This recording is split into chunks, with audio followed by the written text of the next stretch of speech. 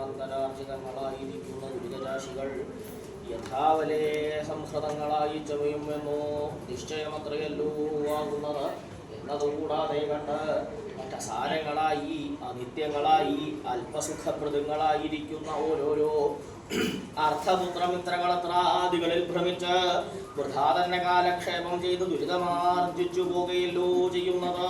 അത് ഈ മനുഷ്യർക്ക് എത്ര കഷ്ടം മനുഷ്യജന്മം എഴുതായിട്ട് ലഭിക്കുന്നു. പറയും കൊള്ളാം.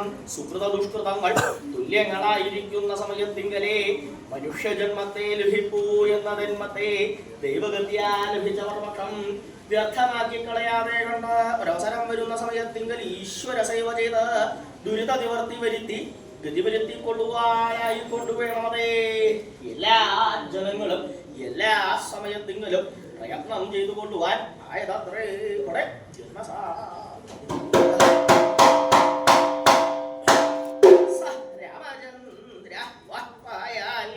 വർണ്ണമെല്ലാം ഇരിക്കുന്ന രാമചന്ദ്രൻ ഭഗവാന്മാരെ രക്ഷിക്കട്ടെ. ഭഗവാന്മാർക്ക് പല പ്രകാരേണയും ഉണ്ടാകുമല്ലോ സങ്കടങ്ങൾ. ആധ്യാത്മികങ്ങളായി, അതിഭൗതികങ്ങളായി, അതിദൈവികങ്ങളായി, ഇങ്ങനെ ബഹുവിധങ്ങളായിരിക്കുന്ന സങ്കടങ്ങളെ ആ സമലം തന്നെ യഥാവലേ ദൂരത്തിങ്കൽ കളഞ്ഞ് ഇഹലോകത്തിങ്കൽ സൗഖ്യത്തെയും പരലോകത്തിങ്കലേക്ക് ശ്രേയസ്സായിരിക്കുന്ന മോക്ഷത്തെയും പ്രാപിപ്പിക്കുക ആയതല്ലോ രക്ഷയുടെ പൂർത്തിയാകുന്നത്. എന്നിരിക്കുന്ന രക്ഷയിങ്കൽ ആരിവിടെ രക്ഷിതാവോ എന്നല്ലേ. രാമചന്ദ്രൻ ഭഗവാന്മാരെ രക്ഷിക്കട്ടെ. ആര് രാമചന്ദ്രനോ എന്തിനാകുന്നത് എന്ന് വളരെ സംശയിക്കുന്നത് രഘുകുലാലങ്കാരഭൂതനായി ദശരഥപുത്രനായി ഭക്തവത്സരനായിരിക്കുന്ന ഭഗവാൻ സ്വാമി ശ്രീരാമചന്ദ്രനെ തന്നെയാകുന്നത് ഭഗവാന്മാരുടെ രക്ഷയ്ക്കായി കൊണ്ട് കൽപ്പിച്ചത് ആയതുകൊള്ളാം. നല്ല ശിക്ഷാമൊഴി പോലെ ബോധിച്ചു. ഇത്ര രക്ഷാസാമർഥ്യമുണ്ടായിട്ട് തിരുവടിയെ പോലെ മറ്റാരും തന്നെ ഇല്ല. എങ്കിലും അവണ്ണമില്ലാതിരിക്കുന്ന ഭഗവാൻ സ്വാമി ശ്രീരാമചന്ദ്രൻ എന്നല്ലോ പറഞ്ഞത്. ആയുർഭേദമായിട്ട് അവസ്ഥാഭേദവും കൂടി കൽപ്പിച്ചിട്ടുണ്ടായിരുന്നുവെങ്കിൽ ഉപാസനയ്ക്ക് ശക്തിയേറാം.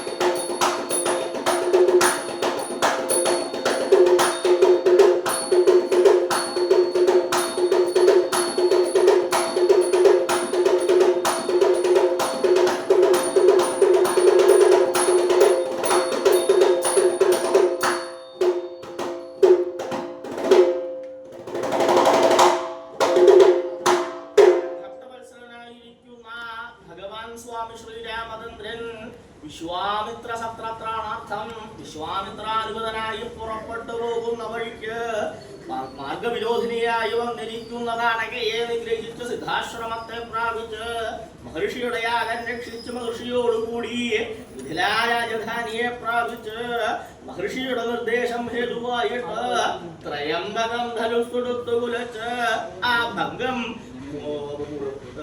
ഭംഗമായ അവസരത്തിങ്കൽ സീതാവിവാഹത്തെ ചെയ്ത് കൃതവിവാഹന്മാരായിരിക്കുന്ന അനുജന്മാരോടും അച്ഛനോടും ബന്ധുമിത്രാദികളോടും കൂടി വിധിരേങ്കൽ നിന്നും കൊട്ടിയാർത്താഘോഷിച്ച് പുറപ്പെടൂതം ചെയ്തു ആയത് എപ്രകാരം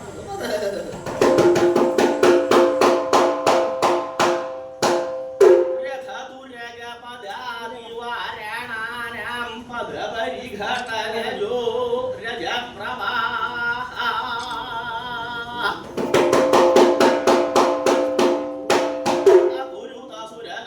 അപുരുതസുരലോകസുന്ദരീണാം മധുചഷകേഷു മധൂനി പകിലാനി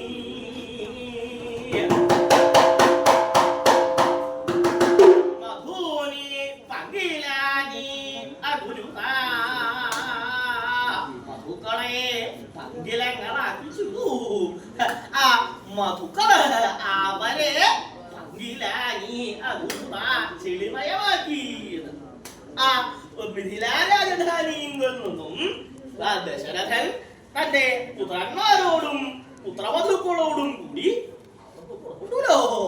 അവര് മാത്രല്ല ആ അയോധ്യയിൽ നിന്നും ഇങ്ങോട്ട് വരികയുണ്ടായില്ലോ. ഈ വിവാഹത്തിനായിട്ട് ആരൊക്കെ അയോധ്യയിൽ നിന്ന് ഇങ്ങോട്ട് പോന്നിട്ടുണ്ടോ അവരെല്ലാവരും ഉണ്ട്. അതിനോടൊപ്പം തന്നെ ആ പുത്രവധുക്കൾക്ക് ജനക മഹാരാജാവ് കൊടുത്തിരിക്കുന്ന ഉപഹാരങ്ങളും പലതരത്തിലുള്ള പലഹാരങ്ങള് രത്നങ്ങളായിക്കോട്ടെ വസ്ത്രങ്ങള് അങ്ങനെ പലതരത്തിലുണ്ട്. മാത്രമല്ല സൈന്യം തന്റെ ആ കന്യകയുള്ള രാജ്യത്തിന്റെ പ്രൗഢി എത്രത്തോളം ഉണ്ടോ ആ പ്രൗഢിക്ക് അനുസരിച്ച് പ്രവർത്തിച്ചിട്ടുണ്ട്. അങ്ങനെയുള്ള സംഘമാണ് അങ്ങനെ പുറപ്പെട്ടിരിക്കുന്ന സംഘങ്ങള് ഇങ്ങനെയാ പുറപ്പെട്ടപ്പോ ഉണ്ടായത് മധുനി പങ്കിലാനി മധുക്കള പങ്കിലങ്ങളായി മദ്യം പങ്കിലമായി ചെടിയേ മദ്യത്തിൽ മദ്യത്തിൽ ചെടിയോ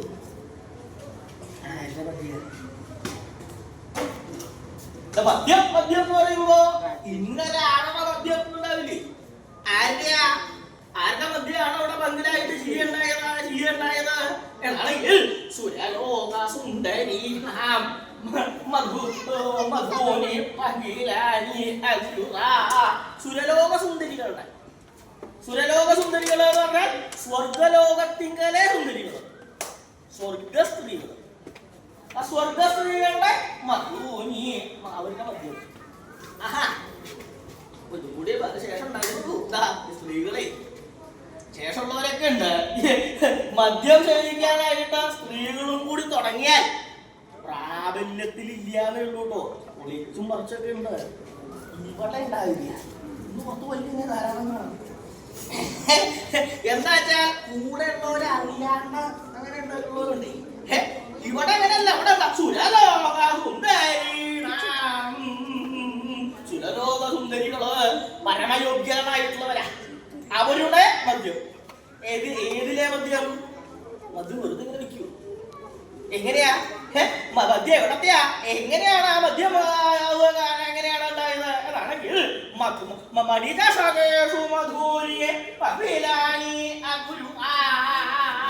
സുരലോക സുന്ദരികളുടെ മണിചഷകങ്ങളിലെ മധുക്കൾ. എന്താ അങ്ങനെ പറയാൻ കാരണം എന്നാണെങ്കിൽ ഇവരുടെ പുറപ്പാട് അത്രത്തോളം കേമായിരുന്നു. അവര് പുറപ്പെട്ടു എന്നുള്ളത് ആ ഭൂമണ്ഡലത്തിലുള്ളവർ മാത്രമല്ല സ്വർഗത്തിലുള്ളവരും കൂടി അറിഞ്ഞു. അങ്ങനെയാണ് രാമന്റെ വിവാഹം കഴിഞ്ഞു എന്നുള്ള സന്തോഷം കൊണ്ട് ആ സ്ത്രീകളെല്ലാവരും കൂടി ഒത്തുകൂടിയ പിന്നെ എന്താ ഉണ്ടാവുക? ഏട്ടാ രാമന്റെ ഭഗവാന്റെ വിവാഹം കഴിഞ്ഞു, ഒരു കാര്യം ചെയ്യല്ലേ, ഇതൊന്നും നമുക്ക് ആഘോഷിക്കണ്ടേ? ആഘോഷിക്കുമ്പോഴുള്ളതായി കാര്യങ്ങൾ. അപ്പൊ എന്താ ഒന്ന് കൂടുക, അവർക്കൊന്ന് കൂടുക എന്ന് പറഞ്ഞാലും ഈ ഭാഷ അല്ല അതിനു വേണ്ടി പറയേണ്ടത്. പറയാൻ പറ്റാത്ത സ്ഥലം ആയതുകൊണ്ട് പറയുന്നില്ല. അങ്ങനെയാവാം എന്ന് ക്ഷണിച്ച് അവർക്ക് അവരവരുടെ പാകത്തിലുള്ള മണിചഷകങ്ങള് എന്ന് പറഞ്ഞാൽ മദ്യം ഒഴിക്കുന്ന പാത്രം, രത്നങ്ങള്, പലതരത്തിലുള്ള രത്നങ്ങൾ അമർത്തി അതിവിശേഷമായിട്ടുള്ള പാത്രങ്ങളാണ്. ആ പാത്രങ്ങള് കൊണ്ടുവന്ന് അതിലേക്ക് ഒഴിച്ച് ഒന്ന് മാറി തിരിഞ്ഞു നോക്കിയപ്പോഴാണ് എന്താ പങ്കില അത് ചെടിയോ എവിടുന്ന ഈ ചെടി വരെ? എങ്ങനെയാ ചെടി വരിക എന്നാണെങ്കിൽ രജപ്രവാഹം കൊണ്ട് പൊടിപടലത്തിന്റെ പ്രവാഹം എന്ന് പറഞ്ഞാൽ എന്താ? ഇടപെടലില്ലാതെ കൊണ്ടുവരുന്നതിനെയാണ് ഈ പ്രവാഹം എന്ന് പറയുക. മുറിയാതെ കൊണ്ടുവരിക. പൊടി അത് മുറിയാണ്ട് വരുന്നുണ്ട്. എവിടേക്ക്? സ്വർഗത്തിലേക്ക്. എങ്ങനെയാ സ്വർഗത്തിലേക്ക് എങ്ങനെയാ ഈ പൊടിപടലങ്ങൾ വരികയുണ്ടായേ? എങ്ങനെയാ കാരണം എന്നാണെങ്കിൽ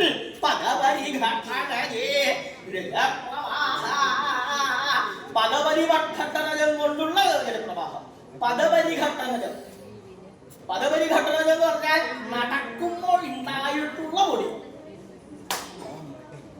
ഈ ദശരഥന്റെ കൂടെയുള്ള കൂട്ടരുടെ ആ നടപ്പിന്റെ വിശേഷത കൊണ്ട് പൊടി അങ്ങനെ മുകളിലേക്ക് പൊന്തിയിട്ടുണ്ട്. അങ്ങനെ പൊന്തി പൊന്തി പൊന്തി അത് സ്വർഗം വരുത്തി. ആ പൊടി ആൾക്കാരുണ്ടോ? വിവാഹത്തിനൊക്കെ അവരുടെ കേട്ടോ, വിവാഹത്തിന് പുറപ്പെട്ടു പോകുമ്പോ പൊടി മുകളിലേക്ക് പോയി കേട്ടിട്ടുണ്ടോ? എവിടെ കേട്ടില്ല. സ്വർഗം വരെ എത്തിയെന്നൊക്കെ പറഞ്ഞു കഴിഞ്ഞാൽ എങ്ങനെയാണോ? എങ്ങനെയാ? എത്രത്തോളം ആൾക്കാരുണ്ടായിരുന്നു? ഏതൊക്കെ തരത്തിലുള്ളവരുടെ നടപ്പുകൊണ്ട് എങ്ങനെ ഉണ്ടായത് എന്നാണെങ്കിൽ വിശേഷമായിട്ടാ എന്താ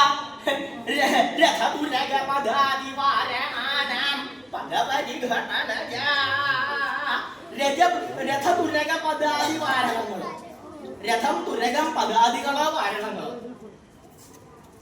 മനസ്സിലായോ? ചിരിക്കണ്ടേ? അതുകൊണ്ട് ചോദിക്കുന്നതാണ്. രഥങ്ങളോ എന്ന് പറഞ്ഞാൽ തേര്. തുരകം തുരകം തുരകം എന്ന് പറഞ്ഞാൽ എന്താ? കുതിരകള്. പദാദികള് കാലാൾപ്പട.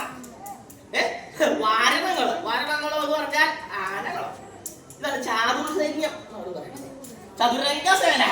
ആ സേന ആ എവിടേക്ക് രാജാവ് എവിടേക്ക് പുറപ്പെട്ടു പോവാണെങ്കിലും ഈ ചതുരംഗ സേനയോട് കൂടി പോകാൻ പാടുള്ളൂ. അത് അയോധ്യയിൽ നിന്ന് മിഥിലയിലേക്ക് വന്നപ്പോഴും ചതുരംഗ സേന ഉണ്ടായി. മിഥിലയിൽ നിന്ന് തിരിച്ച് അയോധ്യയിലേക്ക് പോകുമ്പോൾ കൂടുതലേ എന്താണ് 4 പുത്രവധുക്കൾക്കും സേനയെ കൊടുത്തിട്ടുണ്ട്. അത് ഈ ചതുരംഗ സേന പോലെ തന്നെയാണ് മിഥില ജനക മഹാരാജാവ് കൊടുക്കുന്നുണ്ടായിരുന്നത്.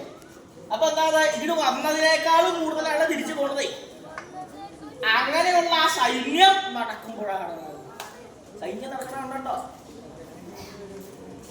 ഈ സൈന്യത്തിന്റെ നടപ്പിന് തന്നെ ഒരു പരിശീലനം എന്നാണ് കേട്ടത്. ഇതെല്ലാവരും ഒരേപോലെ ആലോചിക്കുക അല്ലേ? തോന്നിയ പോലെയല്ല. എന്താ ഇങ്ങനെ നടന്നവിടെ പോണതേ. അത് നടന്നു പോകുമ്പോ ഇവർക്ക് ഉത്സാഹമുണ്ട്. തന്റെ രാജകുമാരന്മാരുടെ വിവാഹം കഴിഞ്ഞു. ഇനി ഇതുപോലൊരു എഴുന്നള്ളത്ത് ഉണ്ടാവില്ല. ഇനി എഴുന്നള്ളത്ത് ഉണ്ടാവണമെന്നുണ്ടെങ്കിൽ ഇവർക്ക് പുത്രന്മാരുണ്ടായി അവർക്ക് വിവാഹപ്രായമായാലേ ഉണ്ടാവുള്ളൂ. അപ്പൊ എന്താ ഈ എഴുന്നള്ളത്തൊക്കെ അവർക്ക് മനസ്സിൽ ഉറപ്പിച്ചിട്ടുണ്ട്. അപ്പൊ അതുപോലെ ഉത്സാഹമായിട്ട് അവർ പുറപ്പെടേണ്ടതേ. അങ്ങനെ പുറപ്പെട്ടിരിക്കുന്ന സമയത്തികൾ അവർ കാലുവെക്കുന്നത് കൊണ്ട് പൊടി അവരുടെ മുകളിലേക്ക് പോകുക. പൊടി അങ്ങോട്ട് പൊങ്ങിക്കഴിഞ്ഞാൽ പെട്ടെന്നൊന്നും ഉണ്ടാവില്ല. ഒരു കാലം അങ്ങനെ ഇടുക്കി വെക്കുമ്പോൾ അനവധി സേന അങ്ങനെ കാലെടുത്ത് വെക്കുന്ന പൊടി അങ്ങോട്ട് മുകളിലേക്ക് പോകും. അത് താഴാൻ സമയമില്ല. അപ്പോഴേക്കും അടുത്ത കാല് എന്താ അപ്പൊ എത്തി അങ്ങനെ തുരുതുര തരിതര തുരുതുരയാണ് വെച്ചോണ്ടിരിക്കണതേ.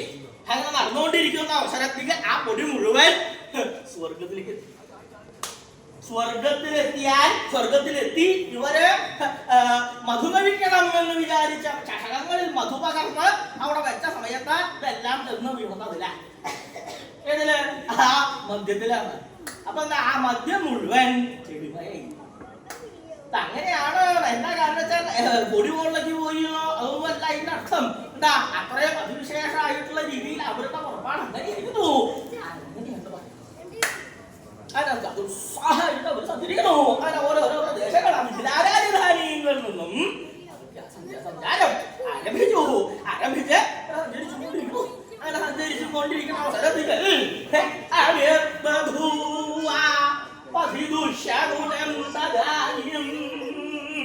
വിലക്ഷണം സവിശാദ തരീക്ഷണേന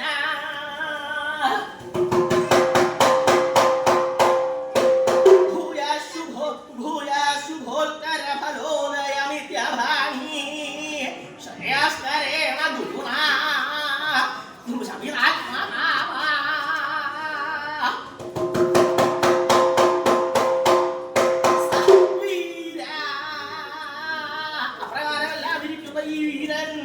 ദശരഥ മഹാരാജാവ് അദ്ദേഹത്തിന്റെ ആഗ്രഹങ്ങള് മുഴുവൻ സാധിച്ചേക്കാണ്.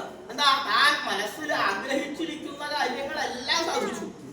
എന്താ വേണ്ട രീതിയിലുള്ള സംബന്ധം വരെ ഉണ്ടായി. തന്റെ പുത്രന്മാർക്ക് വേണ്ട രീതിയിൽ ബന്ധുത്വം ഉണ്ടാവണം. ഇതായിരുന്നു ഏറ്റവും അവസാനത്തെ ആഗ്രഹം. ആ ആഗ്രഹമടക്കം വേണ്ട പോലെ സാധിച്ചുയോ? സാധിച്ച അങ്ങനെ സഞ്ചരിക്കുന്ന അവസരത്തിങ്കലാണ് പതി ദുശകുനം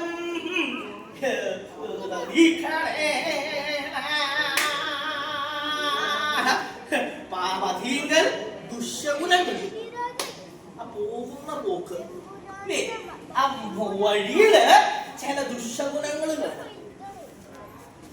യാത്ര ചെയ്യുന്ന സമയത്ത് വളരെ ശ്രദ്ധിച്ചിട്ട് വേണം യാത്ര ചെയ്യാൻ. ഇന്ന കാര്യം സാധിക്കാന്നുള്ള രീതിയിൽ യാത്ര ചെയ്യാൻ പുറപ്പെട്ടാൽ ആ ശകുനങ്ങളെ അടിസ്ഥാനമാക്കിയിട്ടായിരിക്കും അത് സഫലാണോ വിഫലാണോ എന്ന് മനസ്സിലാക്കാൻ പറ്റില്ല. എന്താ അങ്ങനെ പറയാൻ കാരണം എന്നാണെങ്കിൽ ദുശകുനങ്ങൾ ഉണ്ടായി, മാർഗങ്ങളെ മുമ്പിൽ കൂടെ ചാടുക, അങ്ങനെ അത് പ്രധാനമായിട്ടുള്ള ദുശകുനാണ്. പിന്നെന്താ പക്ഷികള് അപ്രതീക്ഷമായിട്ട് പറക്കുക, പക്ഷികൾ സൂര്യന് നേരെ പറക്കുക, അങ്ങനെ പലതരത്തിലുണ്ട്. എന്നുവെച്ചാൽ ഇന്ന സമയത്ത് ഇന്ന രീതിയില് ഓരോ മൃഗങ്ങള് ശബ്ദം ഉണ്ടാക്കണം എന്നുള്ളതുണ്ട് ഇല്ലേ. പ്രധാന സമയത്ത് ഇന്ന പക്ഷികളെ മൃഗാദികളെ ശബ്ദം ഉണ്ടാക്കാൻ പാടുള്ളൂ. അത് രാത്രിയാകുമ്പോ വേറെ രീതിയിലുള്ള ശബ്ദങ്ങൾ ഉണ്ടാക്കുന്ന മൃഗങ്ങളുണ്ട്. അപ്പൊ ഈ സമയം തെറ്റിയിട്ടുള്ള രീതിയില് മൃഗങ്ങൾ ശബ്ദം ഉണ്ടാക്കുക, അങ്ങനെയുള്ള ദുശഗുണം. ആ ദുശഗുണം ശ്രദ്ധിക്കപ്പെട്ടു. ആ ശ്രദ്ധിക്കപ്പെട്ട അവസരത്തിൽ ആ വീരനായിട്ടുള്ള ആള് ആ ദശരഥ മഹാരാജാവ് ക്ഷണം ക്ഷണനേരം അത് കണ്ട സമയം, ആ സമയത്ത് മുഖത്ത് വിഷമണ്ടായി. എന്താ ഇങ്ങനെ ഒരു ദുശഗുണം ഉണ്ടാവുണ്ടല്ലോ, എന്താ ഇതുപോലൊരു നല്ല കാര്യം നടന്ന് തന്റെ രാജ്യത്തേക്ക് പോകുമ്പോ ഇങ്ങനെ പല തരത്തിലുള്ള ദുശഗുണങ്ങളാണല്ലോ കാണുന്നത്.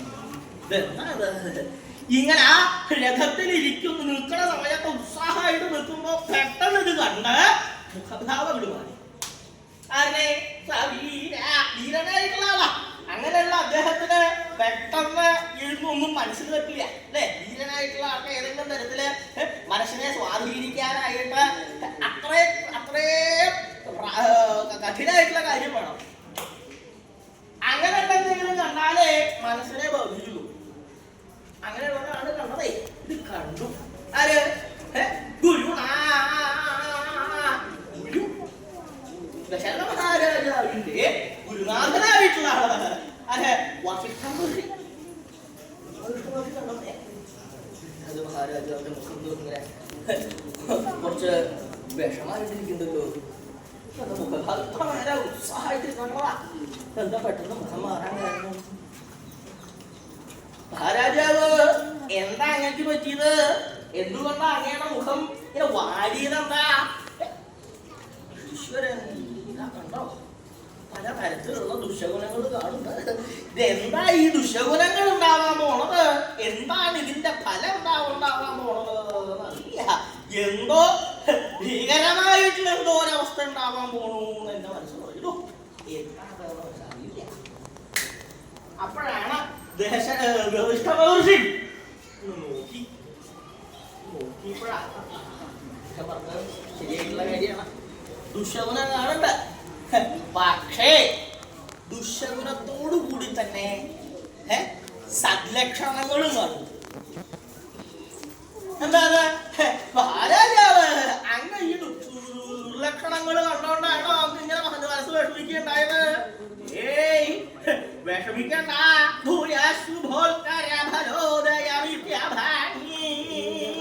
പിന്നെ ശുഭോൽക്കര ഫലോദയാണ് ഉണ്ടാവാൻ പോണത്. ശുഭോൽക്കരമായിരിക്കുന്ന ഫലത്തിന്റെ ഉദയം, ശുഭത്തെ ഉത്കരിക്കുന്നത്, ശുഭം വർദ്ധിപ്പിക്കുന്നത്, മംഗളമായിട്ടുള്ള രീതിയെ വർദ്ധിപ്പിക്കാൻ പാകത്തിലുള്ള ഫലമാണ് ഇനി ഉണ്ടാവാൻ പോണത്.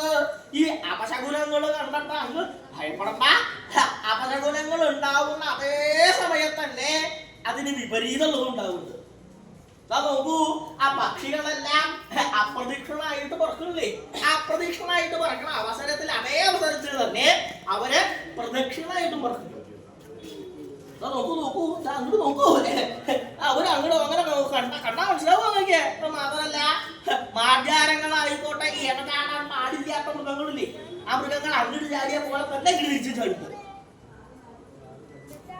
അപ്പൊ എന്താണ്? എന്തോ നല്ലതായിട്ടുള്ളൊരു കാര്യം വരാൻ പോണു എന്നാണ് എന്റെ മനസ്സിലാക്കുന്നത്. അല്ലാണ്ട് അന്ന് ഭയപ്പെടുന്നത് പോലെ ഒന്നും പറ്റിയ ഇദ്ദേഹം ഇങ്ങനെ പറയാൻ കാരണം വസിഷ്ഠ മഹർഷി ഇങ്ങനെ പറയാൻ കാരണം എന്താ എന്നാണെങ്കിൽ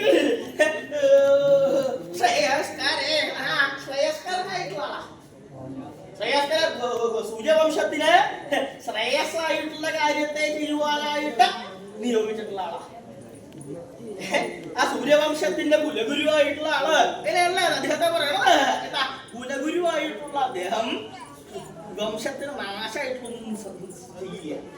വംശത്തിന്റെ ശ്രേയസ്സിന് എന്ത് വരണം അത് മഹാരാജാവിന് ഉപദേശിച്ച് അതേ തരത്തിൽ ഓരോരോ കർമ്മങ്ങൾ ചെയ്യാനേ അദ്ദേഹത്തിന് കഴിയൂ. അങ്ങനെയുള്ള ഇദ്ദേഹം നോക്കിയ അവസരത്തിൽ ആ അപശകുനങ്ങളെല്ലാം നല്ല ശകുനങ്ങളായിട്ട് വിവർത്തനം ആവുന്നുണ്ട്. മഹാരാജാവ് അതുകൊണ്ട് അങ്ങ് ഭയപ്പെടണ്ട, യാതൊരു സംശയമില്ലാതെ കണ്ട യാത്ര തുടരാം, അങ്ങോട്ട് പോകുക എന്ന് ആ വസിഷ്ഠ മഹർഷി ജനക മഹാരാജാവ് ദശരഥ മഹാരാജാവിനെ സമാധാനിപ്പിച്ച് ആരംഭിച്ചു. അദ്ദേഹം ആദ്യം ഒന്ന് ഭയപ്പെട്ടു. ആ അപശകുനങ്ങൾ കണ്ടപ്പോ എന്താ ഉണ്ടാവാൻ പോണേ അറിയില്ല. പക്ഷെ ഇദ്ദേഹം വേണ്ട രീതിയിൽ മാർഗനിർദ്ദേശം കൊടുത്തപ്പോ ആ ഭയമൊന്നും ഇല്ലാണ്ടായി.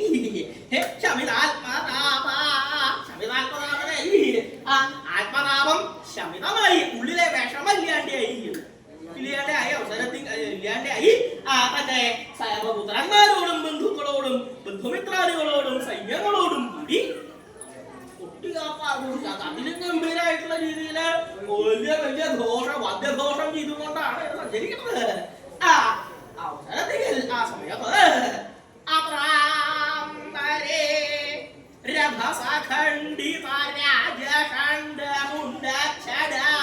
കഠിനധാര കുഠാരവാണി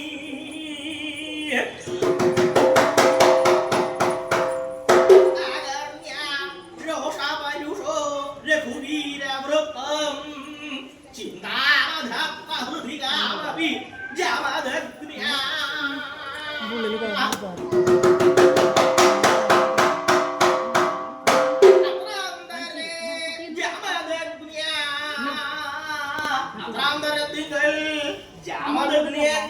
ജമദഗ്നി മഹർഷിയുടെ പുത്രനായിരിക്കുന്ന പരശുരാമ മഹർഷി അദ്ദേഹത്തിന്റെ അവസ്ഥ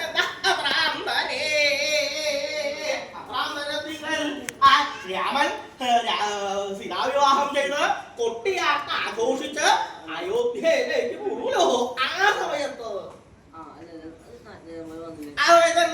അദ്ദേഹത്തിന്റെ അവസ്ഥ എന്താ? ജമദഗ്നി പുത്രനായിട്ടുള്ള പരശുരാമ മഹർഷിയുടെ അവസ്ഥ എന്താണ്? രോഷപരുഷനായില്ല. രോഷപരുഷനായി എന്ന് പറഞ്ഞാൽ രോഷം കൊണ്ട് പരുഷനായി, ആ കോപം കൊണ്ട് കഠിന ക്രൂരനായി. ഈ പരുഷത എന്ന് പറഞ്ഞാൽ തന്നെ എന്താ ക്രൂരനായിരുന്നു അല്ലേ? എത്രണ്ട് കോപം ഉണ്ടായാലും നടക്കില്ല. ആ കോപം കൊണ്ട് വർദ്ധിച്ചത് തന്റെ ഇല്ലാത്ത അവസ്ഥയായി. ആർക്ക്? പരശുരാമ മഹർഷിക്ക്. മഹർഷിക്കൊക്കെ ഞാൻ വിടൂ. സ്വതേ നിലയ്ക്ക് എന്താ മഹർഷിമാര് കോപിക്കാൻ പാടില്ല. വികാരങ്ങളെ ജയിച്ചിട്ടുള്ളവരാണ് ഈ മഹർഷിമാര് എന്ന് പറയുന്നത് അല്ലേ? അങ്ങനെയുള്ളവര് എങ്ങനെയുള്ള അദ്ദേഹം എന്താ അങ്ങനെ കോപം ഉണ്ടാവാൻ കാരണം? അതെന്താ കാരണം എന്നാണെങ്കിൽ മഹർഷിമാർക്ക് സ്വതം ഉണ്ടാവേണ്ടത് എന്ത് ഗുണമാണ്? സാത്വിക ഗുണമാണ്, സത്വഗുണമാണ് ഉണ്ടാവേണ്ടത് അല്ലേ? ഇദ്ദേഹത്തിന് എങ്ങനെയാ രജോ ഗുണപ്രധാനിയായിട്ടുള്ള ആളാണ് പരശുരാമ മഹർഷി. അങ്ങനെ രജോഗുണ മഹർഷിയായിട്ട് എന്താ രജോ ഗുണം ഉണ്ടാവാൻ കാരണം എന്താ? അദ്ദേഹത്തിന്റെ ജന്മം കൊണ്ടാ. അങ്ങനെ ജനിച്ചത് എന്താണ് അങ്ങനെ ജനിച്ചു എന്ന് പറയാൻ? അതെന്താ കാരണം എന്നാണെങ്കിൽ ബ്രഹ്മാവിന്റെ പുത്രനായിട്ട് കുശൻ എന്ന് പേരായിട്ടുള്ള ഒരു രാജാവുണ്ടായി. ആ രാജാവിന് 116 പുത്രിമാരായിരുന്നു. 116 പുത്രിമാരും ഒരു പുത്രനും. എന്താ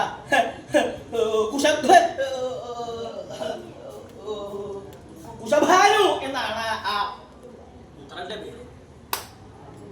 ആ പുത്രൻ 116 പുത്രിമാരെ ബ്രഹ്മപുത്രന് വിവാഹം ചെയ്തു കൊടുത്തു. ബ്രഹ്മപുത്രന് വിവാഹം ചെയ്തു കൊടുത്ത ആ കുശഭാനുവിന് രാജ്യഭാരം ഏൽപ്പിച്ച് സന്യാസത്തിനായിട്ട് പോയി. ആ കുശഭാനു സത്യവതി എന്ന പേരായിട്ടുള്ള ഒരു രാജകുമാരിയെ വിവാഹം ചെയ്തു. വിവാഹം ചെയ്ത് അവിടെ സുഖമായിട്ട് അങ്ങനെ കഴിയുന്ന അവസരത്തിങ്കൽ കുശഭാനുവിന് ഒരു പുത്രി ഉണ്ടായി. സത്യവതി എന്ന് തന്നെയാണ് അവളുടെ സത്യവതി അവളുടെ മേലെ ഒരു പുത്രൻ ലഭിച്ചില്ല. എന്താ ഇനി വംശവർദ്ധനത്തിന് വേണ്ടി എന്താ ചെയ്യേണ്ടത് എന്ന് ആലോചിച്ച അവസരത്തിലാണ് സത്യവതിയെ ഭൃഗുവിന്റെ പുത്രനായിട്ടുള്ള രുചികന് വിവാഹം ചെയ്തു കൊടുക്കുക. നിശ്ചയിച്ച് ആ സത്യവതിയെ രുചികന് വിവാഹം ചെയ്തു കൊടുത്ത ആ രുചികനോടുകൂടി സത്യവതി സുഖമായിട്ട് കഴിയണം. അങ്ങനെ കഴിഞ്ഞുകൊണ്ടിരിക്കുന്ന അവസരത്തില് ആ ഭൃഗു മഹർഷി രുചികന്റെ ആശ്രമത്തിൽ വന്നു. ആശ്രമത്തിൽ വന്ന അവസരത്തിൽ ഈ സത്യവതിയുടെ ബഹുമാനാദി ഗുണങ്ങൾ, ശുശ്രൂഷാദി ഗുണങ്ങളെല്ലാം കണ്ട് ഭൃഗുവിന് നല്ല സന്തോഷമായി. എന്ന് മാത്രമല്ല, സത്യവതി എന്താ നിനക്ക് വരായിട്ട് വേണ്ടെന്ന് ചോദിച്ചപ്പോ സത്യവതി പറഞ്ഞത്, എനിക്ക് അടിയന് ഒരു പുത്രൻ ഉണ്ടാവണം, സാത്വിക ഗുണ പ്രധാനിയായിട്ടുള്ള ഒരു പുത്രൻ. മാത്രല്ല അടിയന്റെ അമ്മയ്ക്ക് ഒരു പുത്രൻ, വംശവർദ്ധനവിന് വേണ്ടി തന്റെ രാജ്യത്തിന്റെ പരമ്പരയുടെ വംശവർദ്ധനവിന് വേണ്ടി ഒരു പുത്രൻ ഉണ്ടാവണം. അമ്മയ്ക്കും പുത്രൻ ഉണ്ടാവണം, അടിയനും പുത്രൻ ഉണ്ടാവണം. അടിയന് സത്വഗുണ പ്രധാനിയാണ്, അമ്മയ്ക്ക് രജോ ഗുണ പ്രധാനിയാണ്. അങ്ങനെയാണ് പുത്രന്മാരുണ്ടാവുന്നത്. അങ്ങനെയാവാം, ഞാൻ 2 ഹവിസ ജപിച്ച തരാം. അത് സേവിച്ചാൽ അത് കഴിക്കുക. അത് കഴിച്ചു കഴിഞ്ഞാൽ വേണ്ട പോലെ കാര്യങ്ങൾ നീ ഉദ്ദേശിക്കുന്ന തരത്തിലുള്ള ഗുണത്തോടു കൂടിയിട്ടുള്ള പുത്രന്മാരെ നിങ്ങൾക്ക് ലഭിക്കും. സന്തോഷമായി, സത്യവതിക്ക് നല്ല സന്തോഷമായി. അവിടുന്ന് ആ ഹവിസ് മേടിച്ച് രാജധാനിയിലേക്ക് ചെന്നു. രാജധാനിയിൽ ചെന്ന അമ്മയ്ക്ക് രജോഗുണ പ്രധാനായിട്ടുള്ള ആ ഹവിസ് കൊടുത്ത് 2 പേരും ഒഴിച്ച് സേവിക്കുക എന്നുള്ള രീതിയിൽ നിൽക്കുക. എത്രയായാലും അമ്മയ്ക്കാണല്ലോ പ്രാധാന്യം ഉണ്ടാവുക, അല്ലെ? മകളെ വെച്ച് നോക്കുമ്പോൾ അമ്മയ്ക്കല്ലേ പ്രാധാന്യം ഉണ്ടാവുക. അപ്പൊ എന്താ സത്യവതി അത് ഇരിക്കുന്നത് സത്യവതിക്ക് എന്താ ചെയ്യാൻ പറ്റില്ല, അമ്മയുടെ കൽപ്പനയല്ലേ. അപ്പൊ എന്താ സത്യവതിയുടെ ആ സത്വഗുണ പ്രധാനമായിട്ടുള്ള ആ ഹവിസ് അമ്മയ്ക്ക് കൊടുത്തു. അമ്മയുടെ രജോഗുണ പ്രധാനമായിട്ടുള്ള ഹവിസ് സത്യവതി ഇങ്ങോട്ട് ചോദിച്ചു. 2 പേരും ചോദിച്ചു. എന്താ ചെയ്തത്? ഇനിയൊന്നും പറഞ്ഞിട്ട് കാര്യമില്ല. സത്യവതി ഇനി സത്യവതിക്ക് ഉണ്ടാവാൻ പോണത് രജോഗുണ പ്രധാനത്തിലായിട്ടുള്ള ഒരു പുത്രൻ ഉണ്ടാവുക. അമ്മയ്ക്ക് ഗർഭമുണ്ടായി, പ്രസവിച്ച സമയത്ത് സത്വഗുണ പ്രധാനമായിട്ടുള്ള പുത്രൻ, അതാണ് വിശ്വാമിത്രൻ. വിശ്വാമിത്രൻ പൂർവ സന്യാസത്തിന് മുമ്പ് എങ്ങനെയായിരുന്നു? രാജാവായിട്ടുള്ള ആളായിരുന്നു. അദ്ദേഹത്തിന്റെ മനസ്സിലെ സത്വഗുണം കൊണ്ടാണ് മഹർഷിയായിട്ട് തീർന്നത്. ഈ സത്യവതിയോട് പറഞ്ഞത് തന്നെ സത്യവതിക്ക് പുത്രൻ ഉണ്ടാവാൻ പോണത് രജോഗുണ പ്രധാനിയായിട്ടുള്ള പുത്രനാണ്. അപ്പോ സത്യവതി അപേക്ഷിച്ചു, അത് എന്റെ പുത്രനായിട്ട് ജനിക്കണ്ട, എന്റെ പുത്രന്റെ പുത്രനായിട്ട് ജനിച്ചാൽ മതി. അങ്ങനെയായിക്കോട്ടെ, എന്തായാലും വിഫലാവില്ല. ഇങ്ങനെ ആ സത്യവതിയെ രജോഗുണ പ്രധാനമായിട്ടുള്ള ഹവിസ് കഴിക്കാൻ ഹേതുവായിട്ട് ആ ഭൃഗു മഹർഷിയുടെ അനുഗ്രഹം കൊണ്ട് തന്നെ തന്റെ പുത്രന് അങ്ങനെ രജോഗുണ പ്രധാനമായിട്ടുള്ള ഗുണമല്ല ഉണ്ടായത്, സത്വഗുണ പ്രധാനത്തോടു കൂടിയിട്ടുള്ള ജമദഗ്നിയുണ്ടായി. ആ ജമദഗ്നിയുടെ ഭൃഗുവിന്റെ വാക്ക് എഴുതുവായിട്ട് ജമദഗ്നിയുടെ പുത്രനായിരിക്കുന്ന പരശുരാമ മഹർഷി ജമദഗ്നിയാണ് രജോഗുണ പ്രധാനിയായിട്ടുള്ള ആളാണ്. അതുകൊണ്ടാണ് അദ്ദേഹത്തിന് കോപം സഹിക്കാൻ വയ്യാത്തത്. രാജാക്കന്മാർക്കാണ് സ്വതः ഇത് വേണ്ടത്. ഏത് ഈ രജോഗുണേ? സന്യാസിമാര് ബ്രാഹ്മണരായിട്ടുള്ളവർക്ക് സത്വഗുണം ഉണ്ടാവുകയാണ് വേണ്ടത്, അല്ലാണ്ട് രജോഗുണല്ല. അപ്പൊ എന്താ 2ഉം തിരിഞ്ഞാ വന്നത്. അദ്ദേഹം മഹർഷിയുടെ ആ പ്രവൃത്തികളെല്ലാം ചെയ്യണു എന്നുള്ളൂ, പക്ഷേ എന്താ രജോഗുണ സ്വഭാവമുള്ള ആളാ. അപ്പൊ ഏതെങ്കിലും വികാരം മനസ്സിൽ അധികമായി വന്നാൽ എന്താ ഉണ്ടാവുക ആ ഗുണമാണ് പുറത്തേക്ക് വരിക. കോപം മനസ്സിലാകണം, തന്നേടല്ല, കോപം അങ്ങോട്ട് വർദ്ധിച്ച തന്നേടല്ലാത്ത അവസ്ഥയായ സമയത്ത് ആ ദേഷ്യം അങ്ങോട്ട് പുറത്തേക്ക് വരാൻ തുടങ്ങി. രോഷപുരുഷനായി എന്ന് പറയാനുള്ള കാരണം എന്താ രോഷപുരുഷനാവാൻ? വെറുതെ ഇരുന്ന് രക്ഷപ്പെടുവോ? എന്താ അങ്ങനെ? എന്തുകൊണ്ടാണ് അദ്ദേഹം ദേഷ്യപ്പെടുകയുണ്ടായത്? എന്താ കുപിതനാവുകയുണ്ടായത്? രഘുവീരവൃത്തം രഘുവീരവൃത്തത്തെ ആകർമ്മണം ചെയ്തു.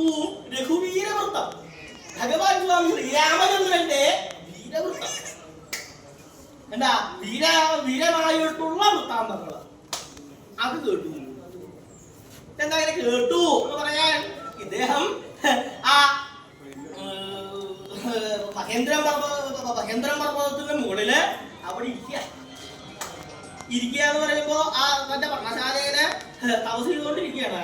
അങ്ങനെ തപസ് ചെയ്തുകൊണ്ടിരിക്കുന്ന അവസരത്തിൽ കുറെ കാലം തപസ് ചെയ്താൽ ആ തപസ്സിൽ നിന്ന് നിവർത്തിച്ച് ലോകകാര്യങ്ങൾ എന്താ ഉണ്ടാവണം ശ്രദ്ധിക്കും. അങ്ങനെ ശ്രദ്ധിച്ച സമയത്താണ് ആ തപസ്സിൽ നിന്ന് വർത്തിച്ച് ശ്രദ്ധിക്കുമ്പോഴാണ് രഘുവീരവൃത്താന്ത കേട്ടു. ആരപ്പൊ പറഞ്ഞേ? അവിടെ പറഞ്ഞില്ലേ? ആര് പറഞ്ഞു അദ്ദേഹത്തോട്? ആരാ പറഞ്ഞത് ആണെങ്കിൽ ദേവന്മാരായിട്ടുള്ളവര് അവര് പറയണതല്ല കേട്ടത്. എന്താ? രഘുവീരവൃത്തം പാടുന്നതാ കേട്ടത്. ദേവന്മാര് പാടുന്നു. ഭൂമിയിലായിക്കോട്ടെ, ത്രൈലോക്യത്തിലെ ഏതെങ്കിലും വിശേഷമായിട്ടുള്ള തരത്തില് ആരെങ്കിലും എന്തെങ്കിലും ചെയ്താൽ ദേവന്മാര് പാടി വരുന്നു. അപ്പോ എന്താ ദേവന്മാര് പാടിയത് കേട്ടപ്പോ ഇതൊരു വിശ്വാസമായി. എന്താ സാധാരണയായിട്ട് ആരെ കൊണ്ട് പഠിപ്പിക്കുന്നത്?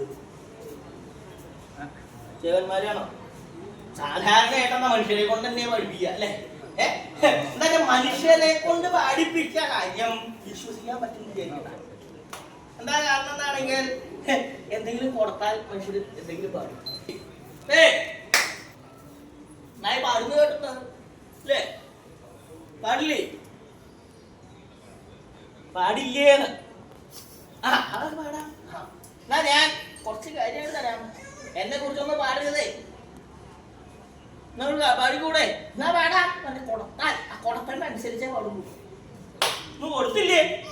ധാരാളം കൊടുത്തോ? ധാരാളം പാടും. അല്ല, ഈ ദേവന്മാർക്കൊന്നും അതിന്റെ ആവശ്യമില്ല. ഒന്നും ലഭിക്കുമെന്ന് വിചാരിച്ചിട്ടല്ല അവര് പാടുന്നത്. ഏതെങ്കിലും തരത്തില് എന്താ വിസ്മയപൂർണമായിട്ടുള്ള തരത്തിൽ ഏതെങ്കിലും വിഷയം ഉണ്ടായാൽ അത് ഇവര് ഉദ്ഘോഷിക്കുക. അപ്പൊ ആ പാടുന്ന കേട്ടെ. എന്താ കേട്ടെ? രാമൻ അതികേമൻ. അത് രാമനെ പോലെ അതികേമനായിട്ട് വേറെ ആരുമില്ല. അതിപ്രതാപശാലി, അതിപരാക്രമശാലി. ഇങ്ങനെ കേൾക്കണതേ. ഇപ്പൊ എന്താ ശ്രദ്ധിക്കാൻ കാരണം എന്താ? രാമൻ എന്നാ കേൾക്കണത്. തന്റെ അറിവില് താൻ മാത്രമേ രാമനായിട്ടുള്ളൂ. പരശുരാമൻ വേറൊരു രാമനുണ്ടോ? ഈ രാമൻ അങ്ങനെ ആലോചിച്ചത്, അന്ന് ശ്രദ്ധിച്ചത്. ഏത് രാമനെ കുറിച്ചാ പറയണത് പാടണത്? അവര് ആലോചിച്ചു ദശരഥപുത്രൻ രാമൻ. അങ്ങനെ ഒരു രാമൻ ഉണ്ടോ? ശ്രദ്ധിച്ചു. താടകയെ വിഗ്രഹിച്ചു.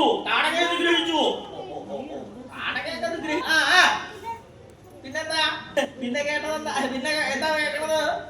വിശ്വാമിത്രന്റെ യാഗം രക്ഷിച്ചു. യാഗൊക്കെ രക്ഷിക്കേണ്ട രാജാക്കന്മാരുടെ ധർമ്മല്ലേ യാഗൊക്കെ രക്ഷിക്കാൻ? കൊട്ടിക്ക് രക്ഷിക്കേണ്ട ആവശ്യമുണ്ടോ? പിന്നെന്താ ചെയ്തേ? പിന്നെ ത്രയംബകം ധനുസ്സെടുത്തൊടിച്ചു. അപ്പം കേട്ടൂലോ. അതങ്ങോട്ട് കേട്ട അവസരത്തിൽ രോഷപരുഷനായി തന്റെ ഗുരുനാഥനായിട്ടുള്ള ആ ശ്രീപരമേശ്വരന്റെ വീട്ടില് ഒരു ക്ഷത്രിയൻ ഒരിടത്ത് ഒരു കൂസലും ഇല്ലാതെ കണ്ട് അവിടെ ഒടുക്കി. എന്താ കേട്ടത്? അങ്ങനെ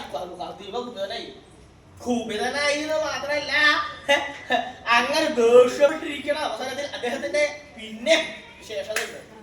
അദ്ദേഹത്തിന്റെ അവസ്ഥക്ക് ദേഷ്യപ്പെട്ടു എന്ന് മാത്രല്ല, പിന്നെന്താ കുഠാരമാണിയാണ്. അദ്ദേഹത്തിന്റെ കുഠാരത്തോട് കൂടിയിട്ടുള്ള പാണിയോട് കൂടിയിട്ടുള്ളവനാണ് കുഠാരം. അദ്ദേഹത്തിന്റെ കയ്യില് മഴുണ്ട്, വെൺമഴു. ആ മഴുവിന്റെ അവസ്ഥ എങ്ങനെയുള്ള മഴുവാ?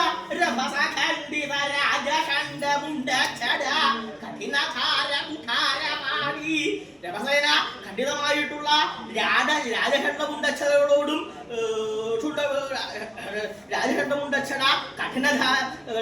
രാജഖണ്ഡമുണ്ടച്ചടയോടും കഠിനയായിരിക്കുന്ന ധാരയോടും കൂടിയിട്ടുള്ള കുഠാരം. രഭസേന ഖണ്ഡിതമായിട്ടുള്ള രാജഷണ്ഡമുണ്ടച്ചടകള്. രാജഷണ്ഡമുണ്ടച്ചടകൾ, രാജഷണ്ഡന്മാരുടെ മുണ്ടച്ചട. രാജഷണ്ഡന്മാർ അത് യോഗ്യന്മാരല്ലാത്ത ദുർബുദ്ധികളായിട്ടുള്ള രാജാക്കന്മാര്. ആ രാജാക്കന്മാരുടെ മുണ്ടച്ചട, മുണ്ടങ്ങള്, തലകള്. ആ തലകളെ തുരുതുര തരിതര തുരുതുര എന്ന് മുറിച്ചുണ്ട്. ആ മുറിച്ച് കഠിനധാര, കഠിനധാരയുണ്ട്, അതികഠിനമായിട്ട് മൂർച്ച. ആ മഴുവിന്റെ മൂർച്ച എത്രത്തോളാണ്? ആ മൂർച്ച മുഴുവൻ പരീക്ഷിച്ചത് രാജാക്കന്മാരുടെ കയ്യില. അങ്ങനെയുള്ളതാണ്. അത് മാത്രല്ല, അതിവിശേഷമായിട്ടുള്ള മഴു കൂടിയാണ്. ഏതുള്ള മഴുവാ? ആ മഴു ശ്രീ പരമേശ്വരൻ, ഭഗവാൻ സ്വാമി ശ്രീ പരമേശ്വരൻ കൊടുത്തിട്ടുള്ള മഴുവാണ്. ശ്രീ പരമേശ്വരന്റെ കയ്യിൽ എങ്ങനെയാ മഴുവരി ഉണ്ടായത് എന്നാണെങ്കിൽ, ദക്ഷയാഗ സമയത്ത് ആ സതി ദക്ഷന്റെ ആക്ഷേപം ഹേതുവായിട്ട് ജീവത്യാഗം ചെയ്യണ്ടായില്ലോ യാഗശാലയിൽ വെച്ച്. ആ യാഗശാലയിൽ വെച്ച് ജീവത്യാഗം ചെയ്ത അവസരത്തിൽ ഇത് ഭഗവാൻ അറിഞ്ഞ് ആ ദക്ഷന്റെ യാഗത്തെ നശിപ്പിക്കാനായിട്ട് വീരഭദ്രാദികളെ മുഴുവൻ പറഞ്ഞയച്ച് ദക്ഷനെ നിഗ്രഹിച്ച് ആ യാഗം മുടക്കുണ്ടായി. എന്നിട്ടും ഈ ഭഗവാൻ ശ്രീ പരമേശ്വരന്റെ ക്രോധം ശമിച്ചില്ല. എന്ന് മാത്രല്ല, എന്നാ നേരെയാക്കാം എന്ന് പറഞ്ഞ് ആ തന്റെ കയ്യിലുള്ള ശൂലം, ആ തൃശൂലം യാഗശാലയ്ക്ക് നേരെ എന്ന് പ്രയോഗിച്ചു. അങ്ങോട്ട് പ്രയോഗിച്ച ശൂലം അതിപ്രതാപമായിട്ട് അതിപരാക്രമത്തോടു കൂടി അതിശക്തമായിട്ട് അങ്ങോട്ട് പ്രവഹിക്കല്ലേ. ശത്രു പ്രവഹിച്ചും കൊണ്ട് നേരെ ആ യാഗശാലയിൽ ചെന്നു. യാഗശാലയിൽ ചെന്ന യാഗശാല മുഴുവനായിട്ട് നശിപ്പിച്ച് എന്നിട്ടും അത് ക്രോധം ചെയ്യേണ്ടിയിട്ടില്ല. അപ്പൊ എന്താ? ഭൂമി ആസകലം ആ ശൂലം സഞ്ചരിച്ചുകൊണ്ടിരിക്കുക. സഞ്ചരിച്ച് ആ ശൂലം നേരെ ബദര്യാശ്രമത്തിലേക്ക് ചെന്നു. ബദര്യാശ്രമത്തിൽ എന്താ? ഭഗവാൻ സ്വാമി ശ്രീനാരായണൻ നരനായിട്ടും നാരായണനായിട്ടും രണ്ട് രൂപത്തില് ഇരുന്ന് തപസ് ചെയ്യുന്ന സ്ഥലം. ആ ശക്തരായ ശൂലം ഒട്ടും സംശയമില്ലാതെ കൊണ്ട് നേരെ ബദര്യാശ്രമത്തിലേക്ക് ചെന്നൂലോ. ചെന്ന സമയത്ത് നാരായണന്റെ നെഞ്ചിന് നേരെയാ ചെല്ലുന്നത്. നാരായണ ഋഷിയുടെ നെഞ്ചിന് നേരെയാ. അപ്പൊ അങ്ങനെ ഇതങ്ങോട്ട് കണ്ട സമയത്ത് ആ തപസ്സിൽ നിന്ന് അങ്ങോട്ട് നിവർത്തിച്ച് നോക്കുമ്പോ ആ ശൂലം വരലതാ കണ്ടത്. ശൂലം വരല കണ്ടപ്പോ എന്താ? നാരായണ ഋഷി ഒരു ഹുങ്കാരം പുറപ്പെടുവിച്ചു. ഹുങ്കാരം ഇങ്ങനെ പുറപ്പെടുവിച്ചപ്പോഴേക്കും അദ്ദേഹത്തിന്റെ ആ തപസ്സിന്റെ ശക്തി കാരണം ആ തപസ്സിൽ നിന്നുണ്ടായിട്ടുള്ള ഹുങ്കാര. അപ്പോ ആ ശൂലം ഭഗവാന്റെ കയ്യിലേക്ക് എന്നെ തിരിച്ചിട്ട് പോകും. എന്റെ ശൂലം ആർക്കാ തടയാൻ പറഞ്ഞത്? ആരാത്? ഏതായി അഹങ്കാരി? ഭഗവാൻ ഒന്നും കൂടി ശൂലം പ്രയോഗിച്ചു, പിന്നെ പ്രയോഗിച്ചു. നാരായണ ബദര്യാശ്രമത്തിലേക്ക് തന്നെ. ആ ബദര്യാശ്രമത്തിലേക്ക് പ്രയോഗിച്ച അവസരത്തിൽ ഇത് വരുന്നുണ്ട് എന്ന് നാരായണ ഋഷിക്ക് മനസ്സിലായി. ആ ഗർഭാശ്രമം ഉണ്ടാവട്ടെ, ഗർഭകൾ അനവധി നട്ടു വളർത്തി ഉണ്ടാക്കിയിട്ട് അതിൽ നിന്ന് ഒരു ഗർഭ പറിച്ചെടുത്ത് ആ ശൂലം അടുത്തേക്ക് എങ്ങനെ എത്താറായില്ലോ. എത്താറായ അവസരത്തിങ്ങൾ അതങ്ങോട്ട് ജപിച്ച്, ആ ഗർഭപ്പുല്ല് അങ്ങോട്ട് ജപിച്ച് ആ ശൂലത്തിന് നേരെ പ്രയോഗിച്ചു. ഗർഭപ്പുല്ല് പ്രയോഗിച്ച ആ ജപത്തിന്റെ ശക്തി കൊണ്ട് ആ ഗർഭപ്പുല്ല് ഒരു മഴുവായി. ആ മഴുവും ഭഗവാൻ നാരായണ ഋഷി അയച്ച ആ മഴുവും ഭഗവാൻ സ്വാമി ശ്രീപരേശ്വരൻ അയച്ച ആ ശൂലവും തമ്മില് കൂട്ടി തട്ടിയ അവസരത്തിൽ ആ മഴുവിനെ ഭഗവാന്റെ ആ ശൂലം രണ്ടാക്കി. അപ്പൊ രണ്ട് മഴു. അതുകൊണ്ടാണ് ശ്രീപരമേശ്വരന് ഇങ്ങനെയുള്ള ഖണ്ഡപരിശു എന്നുള്ള പേരെല്ലാം വരാൻ കാരണം. അതുകൊണ്ടാണ് ആ രണ്ട് മഴു രണ്ടാക്കിയല്ലോ. ആ രണ്ട് മഴുവും ഭഗവാന്റെ കയ്യിലുള്ളത്, ശ്രീപരമേശ്വരന്റെ കയ്യിലുണ്ട്. അങ്ങനെ ശ്രീപരമേശ്വരന്റെ കയ്യിലെ രണ്ടു മഴുവും അവിടെ സ്ഥിതി ചെയ്യണു. ആ കാലത്ത് ഈ അസുരന്മാര് അസുരസേന സ്വർഗത്തിൽ വന്ന് ദേവന്മാരെ ഉപദ്രവിക്കുക. ദേവന്മാർക്ക് യാതൊരു നിവൃത്തിയില്ല. ദേവന്മാര് നേരെ ശ്രീപരമേശ്വരന്റെ സമീപത്ത് വന്ന് ശ്രീപരമേശ്വരൻ ഈ ദേവന്മാര് അസുരന്മാരുടെ ഉപദ്രവം സഹിക്കുകയെ സഹായിക്കണേ, രക്ഷിക്കണേ അപേക്ഷിച്ചപ്പോ ശ്രീപരമേശ്വരൻ ചാടി പുറപ്പെടാനൊന്നുമില്ല. എന്താ വെച്ചാൽ സ്വതേ പറയാതെ ഒതുവെന്താ ശിവൻ അസുരപക്ഷത്തുള്ളതാണ് അല്ലേ. അത് മാത്രല്ല ശിവന് നിഷ്പക്ഷമാണ്, രണ്ടുമില്ല. എന്നാലും കുറച്ച് സ്നേഹം കൂടുതൽ അസുരപക്ഷത്തോടാണ്. അങ്ങനെ അവര് ധരിച്ചിട്ടുണ്ട്. ശ്രീപരമേശ്വരൻ പറഞ്ഞിട്ടില്ല. അവരെങ്ങനെയാണ് ധരിച്ചേക്കണത്? അങ്ങനെ ധരിച്ചിരിക്കുന്ന അവര് താൻ തന്നെ അവര് ഗ്രഹിക്കാൻ പുറപ്പെട്ടാൽ അവര് പറയില്ല, ഈ പറച്ചിലൊക്കെ ഉള്ളൂ അല്ലേ, വെറുതെ ഇങ്ങനെ പറയുള്ളൂ, ഉപദ്രവിക്കുക തന്നെയാണ്. ചിലപ്പോ ഒരു തോന്നുന്നു എന്താ താൻ പുറപ്പെടണ്ട. എന്താ ചെയ്യാ? ദേവന്മാർക്ക് ഏതെങ്കിലും തരത്തില് സഹായം വേണേലും എന്താ ചെയ്യാ? അപ്പൊ ആലോചിച്ചപ്പോഴാണ് ശ്രീ പരശുരാമ മഹർഷി, ആ സമയത്ത് അദ്ദേഹത്തിന്റെ പേര് രാമൻ ഉള്ളൂ. പരശുരാമൻ എന്നല്ല, രാമൻ എന്നാണ് പേര്. തന്റെ സമീപത്ത് അസ്ത്രാഭ്യാസം ചെയ്തുകൊണ്ടിരിക്കുക. രാമ രാമ കാര്യം ചെയ്യൂ, രാമനെ ഈ ദേവന്മാരുടെ കൂടെ ഒന്ന് സ്വർഗത്തിലേക്ക് ചെന്ന് അവർക്ക് വേണ്ട പോലെ അസുരന്മാരെന്തോ ഒന്ന് ഉപദ്രവം ചെയ്യേ എന്നൊക്കെയാണ് പറഞ്ഞത്. അതൊന്ന് നേരെയാക്കിട്ട് വരും. സന്തോഷമായി. വിവാഹം പറയണമല്ലോ, ഒരു കാര്യം ഏൽപ്പിച്ചേക്ക. രാമ പൊക്കോളൂ. എന്നാലും അദ്ദേഹം ഇങ്ങനെ നിൽക്കുക അവിടെ, അങ്ങോട്ടും ഇങ്ങോട്ടും നിൽക്കുക. രാമ എന്താ ഇങ്ങനെ നിൽക്കണേ? പൊക്കോളൂ. ഒന്നുമില്ല. ഒന്നുമില്ലേ? അതെ, ഒന്നുമില്ല. അപ്പോഴാ അദ്ദേഹത്തിന് മനസ്സിലായി കയ്യിലൊന്നുമില്ല, ആയുധമൊന്നുമില്ല കയ്യിൽ. അതുകൊണ്ടാണ് രാമ ആയുധമൊന്നും ഇല്ലാത്തതുകൊണ്ടാണോ നിൽക്കണത്? അങ്ങനെയല്ല എന്ന് പറഞ്ഞ് ഈ രണ്ട് പരശുകളുണ്ടല്ലോ, അത് ഭഗവാന്റെ സമീപത്താണോ അവസരാണോ എന്നാണല്ലോ പറഞ്ഞത്. അതിൽ നിന്ന് ഒരു പരശു ഇട്ടിട്ട് രാമന് കൊടുത്തു. ആ പരശു കൊണ്ട് നേരെ സ്വർഗത്തിൽ ചെന്ന് ആ ദുർബുദ്ധികളായിട്ടുള്ള അസുരന്മാരെ മുഴുവൻ നിഗ്രഹിച്ച് തിരിച്ചു വന്ന് ആ പരശു തിരിച്ചു കൊടുക്കണല്ലോ. ഗുരുനാഥന്റെ വസ്തുവാണല്ലോ. ഗുരുനാഥൻ എന്താ ഈ പരശു തിരിച്ച്, രാമ ഇനി എനിക്ക് ആ പരശുവിന്റെ ആവശ്യമില്ല, രാമന് ഞാൻ ഇത് അറിഞ്ഞ് രാമന് ഞാൻ നിഗ്രഹിച്ചു തന്നതാണ്. രാമന്റെ ഇനിയുള്ള രാമന്റെ ആയുധം ഈ പരശുവാണ്. ഇങ്ങനെയുള്ളതാ ആ പരശു. അത്രയും യോഗ്യമായിട്ടുള്ള പരശുവാണ് അദ്ദേഹത്തിന്റെ കയ്യിൽ ഇരിക്കുന്നത്. അദ്ദേഹത്തിന്റെ കയ്യില് ആ പരശു കിട്ടിയതിനു ശേഷം അദ്ദേഹം എന്താ ചെയ്തേക്കണത്?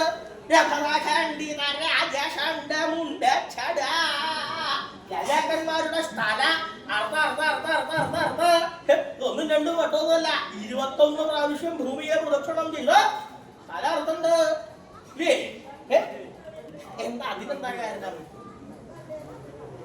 ഈ ഭൂമിപാലന്മാരായിട്ടുള്ളത്, ഭരണാധികാരികളായിട്ടുള്ളത് അവര് സാമാന്യം പോലെ ആയാല് ഏത് വേരുമെന്നാവുള്ളൂ അല്ലേ. അവർക്ക് അഹങ്കാരം ഇതൊക്കെ ഭരണത്തിന് കയറുന്നതിന് മുമ്പ് എന്താ പാവായിരിക്കും അല്ലേ, സാധുവായിരിക്കും. ഭരണം കിട്ടിയാലോ രണ്ടക്ഷരം കേട്ടിട്ട് പോലും ഉണ്ടാവില്ല. അഹങ്കാരം വർദ്ധിക്കും. തന്നെ പോലെ ആരാ അങ്ങനെ തോന്നും. അഹങ്കാരം വർദ്ധിച്ച് അഹങ്കാരം വർദ്ധിച്ചു എന്ന് അറിയാൻ എങ്ങനെയാ? എന്ത് ചെയ്യാ ഒരു മടി ഉണ്ടാവില്ല. താൻ പറയണ പോലെ ഇവിടെ ഏത് കാര്യം നടക്കുള്ളൂ. അങ്ങനെ അഹങ്കാരം വർദ്ധിച്ചിട്ടുള്ള രാജാക്കന്മാര് ഭൂമിക്ക് ആ രാജാക്കന്മാരുടെ ഉപദ്രവം കൊണ്ട് ഭൂമിയുടെ ഭാരം വർദ്ധിക്കുന്നതുമായിട്ട് സഹിക്കാൻ വയ്യ എന്ന് പറഞ്ഞ അവസരത്തിൽ ഭഗവാൻ ശ്രീനാരായണൻ പരശുരാമ ഋഷിയായിട്ട് ഭൂമിയിൽ അവതാരം ചെയ്തതാണ്. രാജാക്കന്മാരുടെ അഹങ്കാരം നശിപ്പിക്കാനായിട്ട് അങ്ങനെ ആ ശ്രീപരശ്വരന്റെ ദീപത്ത് പരശുരാമ ഋഷി അസ്ത്രാഭ്യാസാദികൾ ചെയ്യാനായിട്ട് പോയി. അതിനു മുമ്പ് ജനിച്ചിട്ട് ആ ബ്രാഹ്മണൻ ചെയ്യേണ്ട കാര്യങ്ങളുണ്ടല്ലോ, ഏതാധ്യായനം ആയിക്കോട്ടെ, ഏത് ശാസ്ത്രം, അങ്ങനെ പല തരത്തിലുള്ള കാര്യങ്ങളുണ്ടല്ലോ. ആ കാര്യങ്ങളെല്ലാം വേണ്ട പോലെ ചെയ്തു അഭ്യസിച്ചു. അതിനുശേഷമാണ് അസ്ത്രാഭ്യാസം ചെയ്യാനായിട്ട് പോകുന്നത്. അങ്ങനെ പോയ അവസരത്തിൽ ഒരു കാലത്ത് ആ കാലത്ത് പ്രതാപിയായിട്ടുള്ള ഒരു രാജാവ് ഉണ്ടായിരുന്നു. ആരാ? കാർത്തവീര്യാർജുനൻ ആ രാജാവിന്റെ പേര്. ഹേഹയ വംശത്തെ രാജാവാ. അദ്ദേഹത്തിന് 1000 കൈകളാ. ദത്താത്രേയ മഹർഷിയുടെ അനുഗ്രഹം കൊണ്ട് 1000 കൈകളുണ്ടായി. മാത്രല്ല 10000 ആനകളുടെ ശക്തിയാ അദ്ദേഹത്തിന്. ഓരോ കൈകൾക്കും അത്രയും കഠിനായിട്ടുള്ള ശക്തിയാണ്. അങ്ങനെയുള്ള അഹങ്കാരം, ആ ശക്തി ഉള്ളതുകൊണ്ട് തന്നെ അദ്ദേഹത്തിന് അഹങ്കാരം വർദ്ധിച്ചത്. എന്നാലും ബ്രാഹ്മണരെയായിട്ട് എല്ലാവരും വേണ്ട പോലെ ബഹുമാനിക്കുന്ന ആളാക്കിയാണ്. അങ്ങനെ ഇരിക്കെ അദ്ദേഹം നായാട്ടിനായിട്ട് നായാട്ടിനായിട്ട് പുറപ്പെട്ട് നായാടി സഞ്ചരിക്കാൻ ഓരോ പ്രദേശങ്ങളിൽ ഇങ്ങനെ നായാടി സഞ്ചരിക്കണു. അത് സഞ്ചരിച്ചുകൊണ്ടിരിക്കുന്ന കാലത്ത് മധ്യാഹ്നമേ നല്ലോണം വിഷുണ്ട്. എന്താ ചെയ്യാ നോക്കിയപ്പോഴാണ് ജമദഗ്നി മഹർഷിയുടെ ആശ്രമം. ഈ സേനയൊക്കെ അവിടെ സേനാനിവേശം ചെയ്തു. സേനാനികള് അവിടെ ഇരിക്കും കേട്ടോ, ഞാൻ ഭക്ഷണം കഴിച്ചിട്ട് വരാം പറഞ്ഞ ജമദഗ്നി മഹർഷിയുടെ സമീപത്തിൽ. എന്നാലും അദ്ദേഹത്തിന്റെ മനസ്സിലൊരു മടിയുണ്ട്. എന്താ ഈ മഹർഷിയോടൊക്കെ എങ്ങനെ ചോദിക്കാൻ? നേരെ ചെന്ന് അതെ എനിക്ക് കുറച്ച് ഭക്ഷണം തരണം കേട്ടോ ചോദിക്കാൻ പറ്റും. മഹാരാജാവായിട്ടുള്ള ഇപ്പൊ എന്താ വേണ്ടേ? മഹർഷിയെ കണ്ടു. മഹർഷിയെ കണ്ടപ്പോ മഹർഷി വേണ്ട പോലെ ബഹുമാനിച്ച മഹാരാജാവ് ഈ മധ്യാഹ്ന സമയത്തിലല്ലേ വന്നേക്ക. അപ്പൊ ഒരു കാര്യം ചെയ്താൽ മതി, അങ്ങ് ഭക്ഷണം കഴിക്കാതെ കൊണ്ട് പോണ്ട. ഈശ്വരൻ അതിലൊന്നും ആവശ്യമില്ല. അല്ല അങ്ങനെ പറഞ്ഞാൽ ഈ ആദ്യമായിട്ടാണ് അങ്ങ് ഇവിടെ എന്റെ ഈ ആശ്രമത്തില് വരുന്നത്. ആദ്യമായിട്ടാണ്. അപ്പൊ വെള്ളം ബഹുമാനിക്കണം. അല്ല ഈശ്വരൻ, ഞാൻ ഒറ്റയ്ക്കല്ല, എന്റെ കൂടെ അനവധി പേരുണ്ട്. ആ സൈന്യം ഒക്കെ ഉണ്ട്. അവർക്കൊക്കെ ഭക്ഷണം കൊടുക്കുക എന്നൊക്കെ പറഞ്ഞ ഇവിടെ ബുദ്ധിമുട്ടാവും. അതിന്റെ വിഷമൊന്നുമില്ല, വേണ്ട പോലെ ആവാം എന്ന് പറഞ്ഞ് അവിടെ വന്നിട്ടുള്ള എല്ലാവർക്കും വിഭവസമൃദ്ധമായിട്ടുള്ള ഭക്ഷണം. മഹാരാജന് സന്തോഷമായി. മഹാരാജന് സന്തോഷമായി. നേരെ ഭക്ഷണം കഴിഞ്ഞു. കുറച്ചു നേരം അവിടെ വിശ്രമിച്ച് തിരിച്ച് തന്റെ രാജധാനിയിലേക്ക് പോവുക. തിരിച്ചപ്പോഴാണ് ഇദ്ദേഹത്തിന്റെ കൂടെ ഒരു ദുർബുദ്ധിയായിട്ടൊരു മന്ത്രി. ഈ ഭരണാധികാരി രാജാവ് കേമനായി വെച്ചിട്ട് നല്ലവനായി വെച്ചിട്ട് കാര്യല്ലേ. മന്ത്രി അപകടമായി കഴിഞ്ഞാൽ പിന്നെ കഴിഞ്ഞു. രാജാവിനും കൂടി പെരുദോഷം ഉണ്ടാവും. അതാണ് ഈ മന്ത്രിമാരെ തെരഞ്ഞെടുക്കുമ്പോ നോക്കിയിട്ട് വേണമെന്ന് പറയുന്നത്. തെരഞ്ഞെടുത്ത് വിട്ടത് നന്നായി വിചാരിക്കണ്ടോ? നന്നായിട്ടുണ്ടോ ഇല്ലയോ? കേറി ഇരിക്കണ്ട അവിടെ. അത്രേ ഉള്ളൂ. ഇങ്ങനെ ഒട്ടും ശ്രദ്ധയില്ലാത്ത തന്റെ കാര്യം മാത്രം നടക്കണം എന്ന് വിചാരിക്കുന്ന ഒരു മന്ത്രി ഉണ്ടായിരുന്നു. എന്താ സ്വന്തം കാര്യം സ്വാർത്ഥനായിട്ടുള്ളൊരു മന്ത്രി. ഇദ്ദേഹത്തിന് സംശയം, അനവധി രാജാക്കൾക്ക് എങ്ങനെ ഭക്ഷണം കൊടുത്തിട്ടുണ്ടാവുക ഈ മനുഷ്യ? മഹാരാജാവ് എങ്ങനെ ഇവർക്കൊക്കെ എല്ലാവർക്കും ഭക്ഷണം കൊടുത്തിട്ടുണ്ടാവുക? അതൊന്നും അറിയില്ല. നമുക്ക് ഭക്ഷണം കഴിക്കാൻ എന്താ വന്ന വിശന്ന് ഡോക്ടറോട് കൂടി വന്ന സമയത്ത് അദ്ദേഹം ഭക്ഷണം ചെന്നില്ലേ, ഇത് എവിടെന്നാ കിട്ടിയതൊക്കെ നോക്കേണ്ട ആവശ്യമുണ്ടോ? ഇതെങ്ങനെയാന്ന് അറിയണല്ലോ. ഈ സൈന്യപർണശാലയില് ഇത്ര ദരിദ്രനായിട്ടുള്ള ഈ മഹർഷിക്ക് എങ്ങനെയാ സാധിക്കുന്നത്? അദ്ദേഹം അങ്ങൊന്ന് ചോദിക്കൂ. ഇങ്ങനെ മന്ത്രിയുടെ വാക്ക് കേട്ട് കാർത്തവീര്യാർജുനൻ ചോദിച്ചു. നേരെ തിരിച്ചു വന്ന ജമദഗ്നി മഹർഷിയുടെ അടുത്ത് വന്ന ഈശ്വരൻ, ഞങ്ങൾ അനവധി പേരുണ്ടായിരുന്നു. അവർക്ക് എങ്ങനെയാ അത്ര പെട്ടെന്ന് ഒട്ടും സമയമില്ലാതെ കണ്ട അങ്ങ് എങ്ങനെയാ ഭക്ഷണം കൊടുക്കണ്ടായി? അതിനെന്താ ഉപായം ഉണ്ടായി? മഹാരാജാവ് അതിന്റെ ആവശ്യം അതൊന്നൊന്നുമില്ല. എന്താ വെച്ചാൽ എന്റെ ഈ ഭരണശാലയില് ഒരു കാമധേനുണ്ട്. നന്ദിനി എന്നാണ് ആ കാമധേനുവിന്റെ നാമധേയം. അതുകൊണ്ട് ആ കാമധേനുവിന്റെ ആ അനുഗ്രഹം കൊണ്ടാണ് ഇങ്ങനെ ഉണ്ടാവുന്നത്. ഇത് മന്ത്രി കേൾക്കും.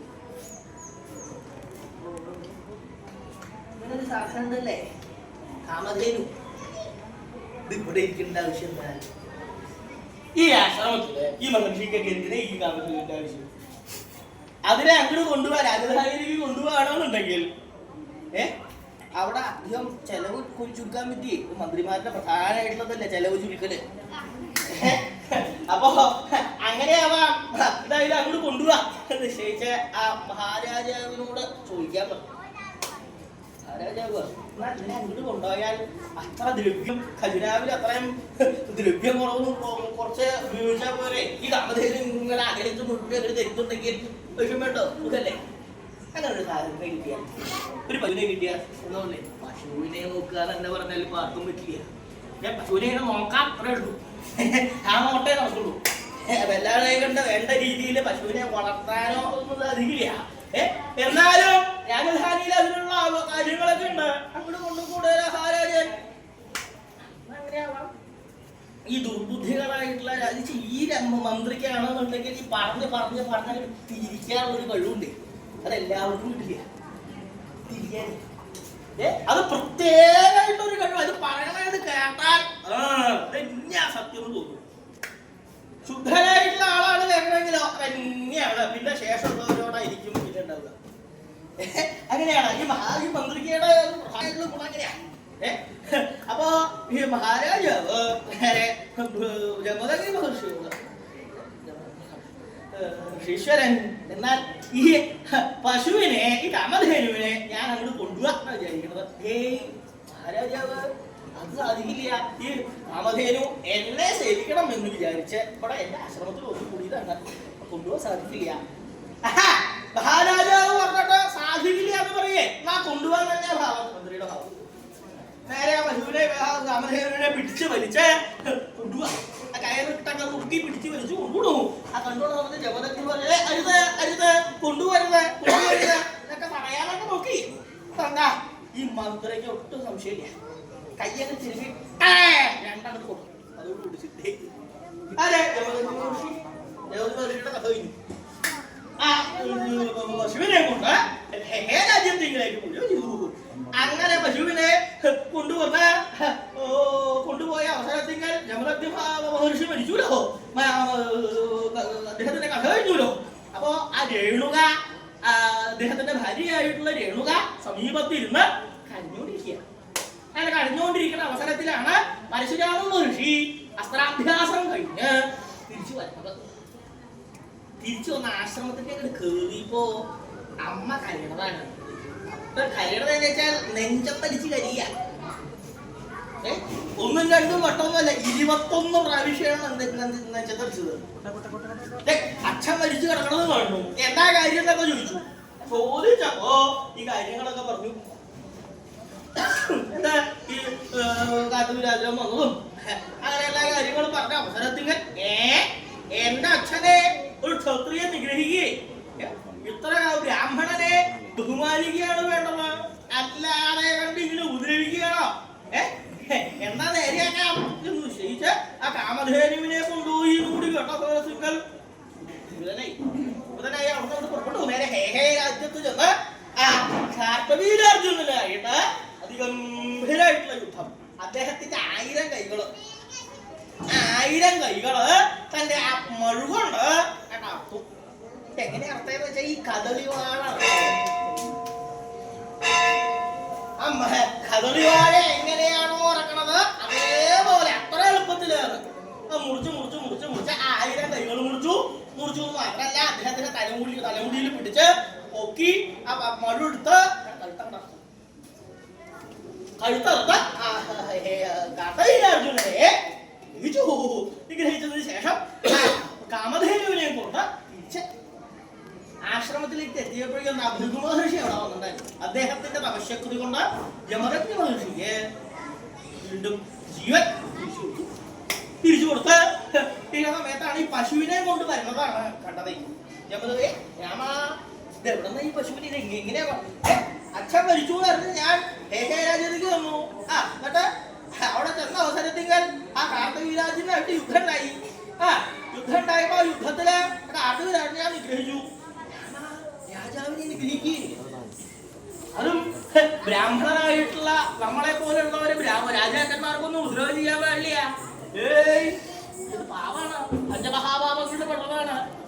നേരെയായില്ല. രാമ ഒരു കാര്യം ചെയ്യോ, രാമൻ ഒരു തപസ് ചെയ്യോ, ഈ പാവം ഇല്ലാണ്ട് ഞാൻ വിളിക്കാൻ വേണ്ടി നടത്തി.